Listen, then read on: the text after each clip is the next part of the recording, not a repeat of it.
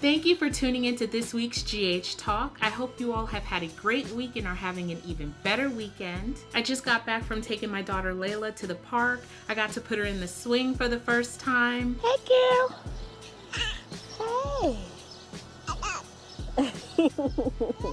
Say hi, Daddy. It was really great. Now we're home. I done put her to bed. I am comfortable, ready to talk this week's General Hospital. Griffin, you naughty priest, you. Within the last few months, Griffin has become very messy, and I am here for it. Last week, the Mac Daddy Monroe took 2 of the Jerome women to bed within 24 hours. In my opinion, it looked like Griffin enjoyed himself with Kiki. He's probably feeling too much guilt right now to even be considering the fact that he may have romantic feelings towards her. He's keeping that secret from Ava, who's keeping a secret from him that she opened the DNA results. Ava convinced him not to tell Anna that he knew the truth about Peter. Griffin is right and should follow his instincts because Anna's going to find out. She'll just be upset that she didn't hear it from him first. Ava also made a good point, but she'd be preaching a different message if she knew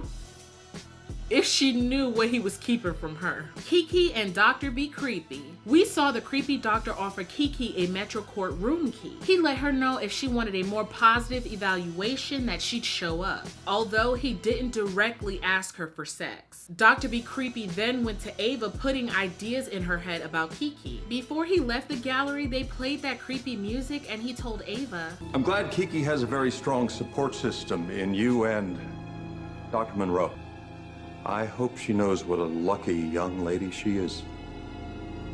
Could it be possible that he knows that Kiki and Griffin were together? I wouldn't be surprised that after the ball, he kind of stayed around and kept watch over her. He's been really weird like that. Liz found Kiki crying and she confessed to her all the things that's been going on between her and Dr. Be Creepy. She encouraged her to go ahead and report him, and the two went to Monica. I am surprised to hear that with all that's going on in the world with the Me Too movement, that Dr. B wouldn't be fired immediately upon these accusations being made. Maybe if there were more women along with Kiki to support these claims that she's making, he'd be fired on the spot. However, the doctor is taking measures to cover his tracks by making Kiki look like a liar who's cracking under the pressure. At least this week we saw some significant movement in that story. Carly is now in Pentonville awaiting trial for a crime she didn't commit. I do not agree with Diane's strategy. She and Sonny do not believe that Carly's innocent. By the way, screw Sonny.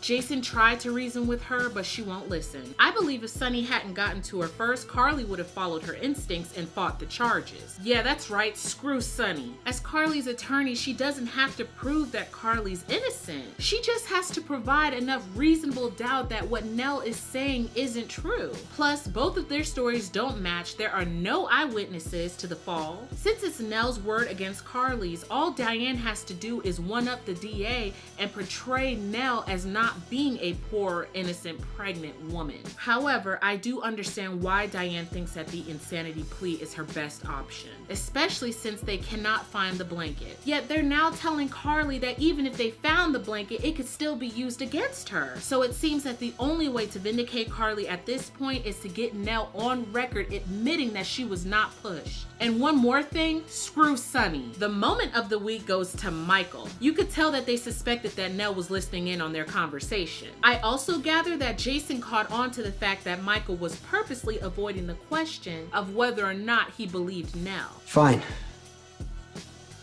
I won't argue. Now the audience knows for a fact that he doesn't believe her. He called Spinelli asking for him to look for evidence proving his mother's innocence. Yes! Yes! This is awesome. The look on his face as he hugged Nelle had me clutching my damn pearls. I've been saying for months that I wanted Michael to be a player in this game, and he has finally entered into the arena. This is the turning point in this story that I have been waiting for, and I am hooked. I really do look forward to seeing how this story progresses and how this situation changes Michael. However, Nelle's guard is down for now. Well, there's a reason I never stopped loving you. I'm so happy you came back into my life. But when will she realize that she's being played? And when is she going to have that baby? That bump of hers is so big, I thought she was going to tip over trying to get up off the float. I hope the birth doesn't distract or soften Michael towards Nelle. Please keep your resolve, cause this madness has to end at some point.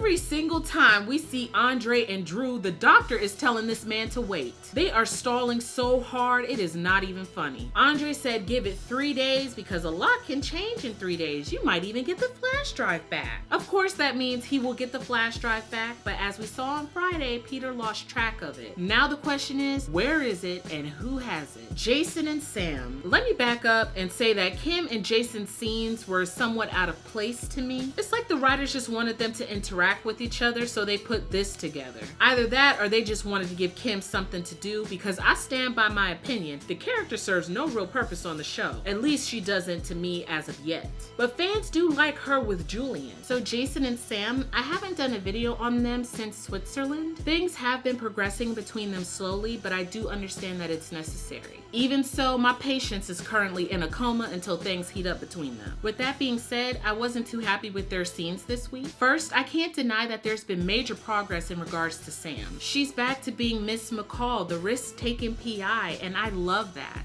A big positive that came from their scenes is Sam using her voice, speaking up loudly and clearly letting it be known what she wanted and how she felt. 2 months back, she was doing a lot of crying, speaking in a whisper that wasn't very assertive due to her uncertainty. And even though we're not yet at a JaSam reunion, watching Sam being herself again is worth enjoying. It won't keep me from complaining, however, seeing Sam back in her black tee, jeans, with the boots, and that sass that only Kelly can bring to the character is great. Sam wanted Jason to help break Peter out in exchange for the flash drive. I'll say this again, the PCPD sucks. They obviously swept Peter's hotel room for evidence and they didn't find it. Also, someone on Twitter brought up a good point. Why didn't Sam the PI or Jason think to check the room? You two are slipping hard. Jason says he can't help Peter because he has to protect Anna. What the hell kind of reason is that? The woman lied through her tears for months, then held you at gunpoint with the intent to shoot you if you didn't let the man who held you captive for 5 years go. Let's talk about that.